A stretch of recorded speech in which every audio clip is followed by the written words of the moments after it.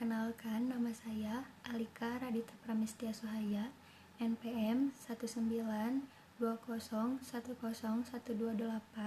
Prodi Ilmu Administrasi Publik, Fakultas Ilmu Sosial dan Ilmu Politik Universitas Pasundan Bandung. Di sini, saya akan menganalisis sebuah kasus untuk memenuhi tugas mata kuliah Praktikum Dinamik Sistem.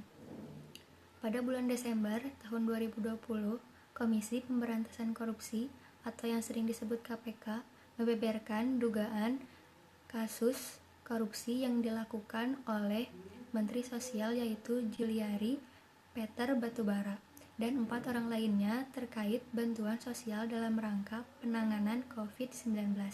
Perkara itu diawali dengan adanya pengadaan bansos penanganan COVID-19 berupa paket sembako di Kementerian Sosial Republik Indonesia tahun 2020.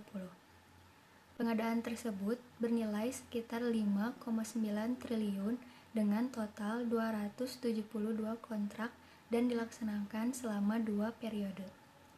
Juliari juga menunjuk Mates Joko Santoso dan Adi Wahyono sebagai pejabat pembuatan komitmen atau PPK dalam pelaksanaan proyek tersebut dengan cara menunjuk langsung para rekanan. Dari upaya itu diduga adanya fee dari tiap-tiap paket pekerjaan harus disetorkan para rekanan kepada Kementerian Sosial melalui Mates. Untuk fee tiap paket bansos disepakati oleh Mates dan Adi sebesar Rp10.000 per paket sembako dari nilai Rp300.000 per paket sembako.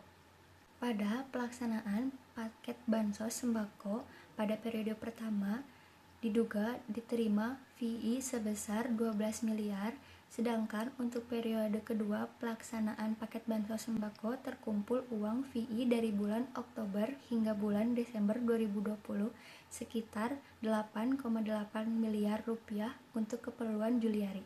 Juliari disangkakan melanggar pasal 12 huruf A atau pasal 12 huruf B atau pasal 11 Undang-Undang Nomor 31 Tahun 1999 sebagaimana yang telah diubah dengan Undang-Undang Nomor 20 Tahun 2001 tentang Pemberantasan Tindak Pidana Korupsi Jo pasal 55 ayat 1 ke 1 KUHP.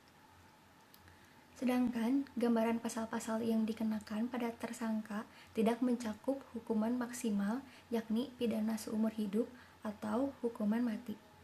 Menurut pendapat saya, di masa pandemik ini telah memicu krisis daya tahan masyarakat khususnya di bidang ekonomi dan pekerjaan. Kenyataannya banyak sekali masyarakat yang di PHK atau pemutusan hubungan kerja. Bahkan saat ini tidak sedikit masyarakat yang tidak takut akan virus COVID-19, tetapi lebih takut terhadap kemiskinan dan kelaparan. Tindakan korupsi bantuan sosial ini telah memakan hak-hak masyarakat yang tidak mampu, yang membutuhkan sokongan untuk bisa bertahan hidup terlebih di masa-masa krisis ekonomi akibat pandemi COVID-19. Banyak masyarakat yang sangat mengandalkan bantuan tersebut untuk bertahan hidup.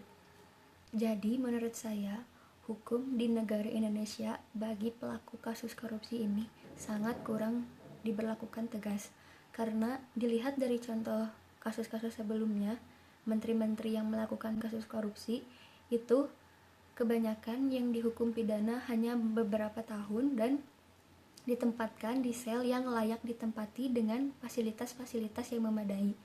Jadi, sudah seharusnya hukuman bagi pelaku korupsi di Indonesia ini dihukum sangat tegas, seperti hukuman pidana seumur hidup atau hukuman mati, agar mencegah juga kasus-kasus korupsi lagi di masa yang akan datang. Semoga Indonesia kedepannya lebih baik lagi dalam hal menerapkan hukum bagi orang yang melanggar aturan atau norma. Sekian dari saya. Wassalamualaikum warahmatullahi wabarakatuh.